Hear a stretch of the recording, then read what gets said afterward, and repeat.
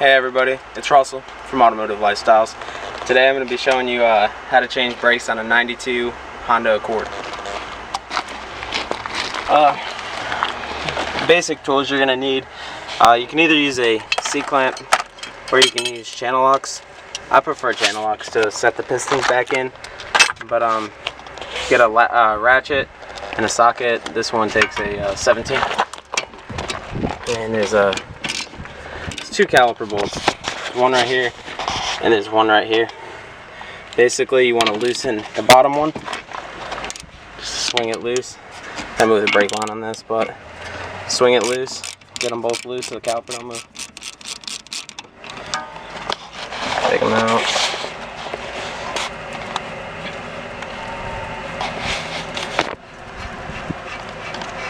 Big ass bolt for little Honda.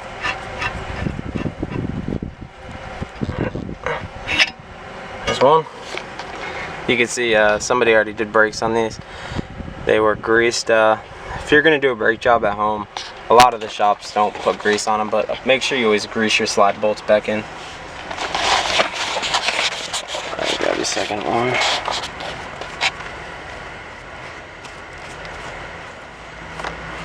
Yeah, this one's greased too. Somebody did a brake job on this car already. You got both your bolts.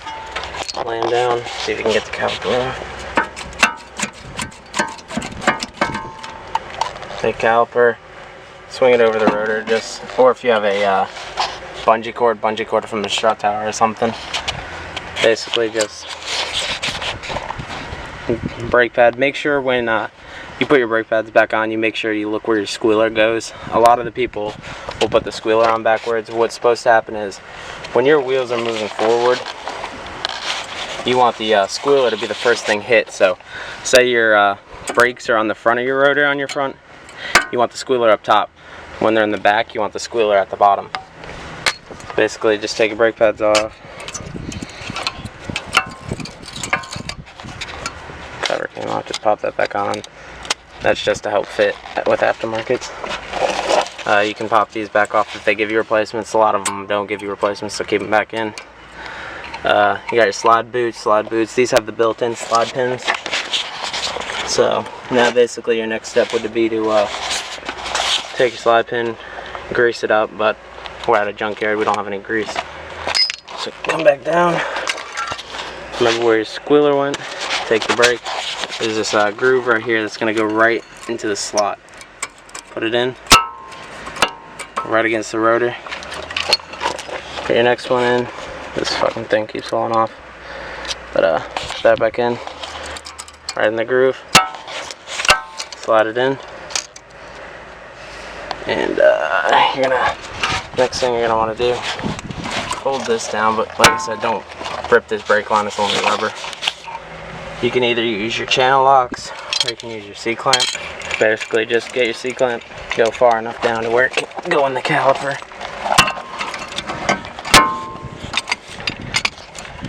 That like that. Get a better picture. Start working it.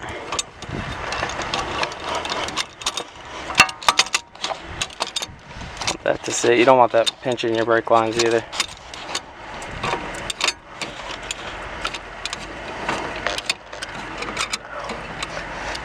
You start turning your C-clamp, it's going to start getting harder. And you'll see the piston start slowly going in. If it doesn't get seized up again, which doesn't look like it is. Nope, it's going back in.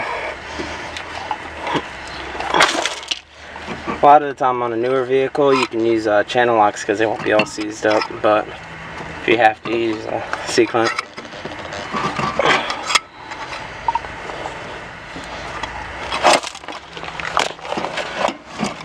We're almost all the way.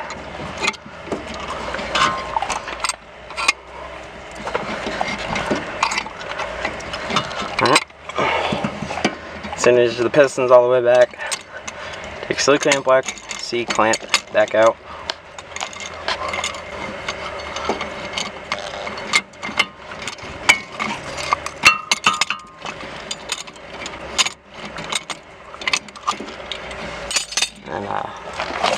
This boot's kind of messed up, but make sure your boot's always tucked in. Put your spacer back in. Slide the caliper back on. Make sure the boot's lined up with it. Start one bolt. Make sure it goes inside the boot. Get it off the brake line. Make sure you hand start them. So that one's started. Make sure the next one, you move it out. Find your boot. Make sure you hand start it. Take the ratchet, tighten back up.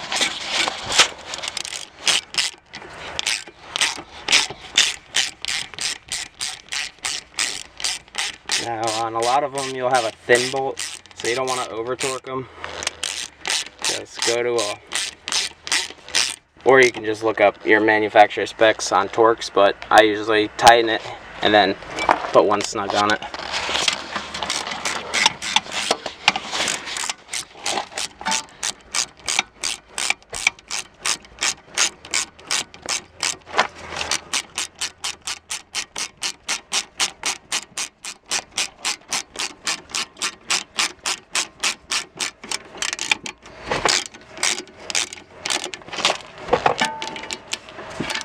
And then now when you're done with that, the piston right here isn't going to be sitting on the brakes since you just now replaced them.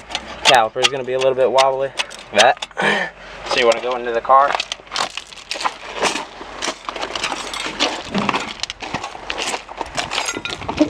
Want to hit the brake pedal a few times. Now, by doing that, it basically pushes that piston back out to where it's against the brakes again. So as soon as your brake pedal stops getting so spongy and starts getting hard like mine is now, I'll go back out there. Movement in the caliper. Before it was slopping back and forth. Now there's absolutely no movement. And now basically your right hand side is done. Other than putting your wheel back on, torquing your wheel down. You'd go to the other side and repeat the procedure. But again, when you're doing it at home. When you pull out your slide pins, make sure you grease your slide pins, because you're probably only going to do 1 or 2 brake jobs per the life of the vehicle, depending on what kind of vehicle you make. And also, a lot of the common problems on Hondas and everything is that caliper piston will get stuck a lot of the times. So you might have to replace your caliper.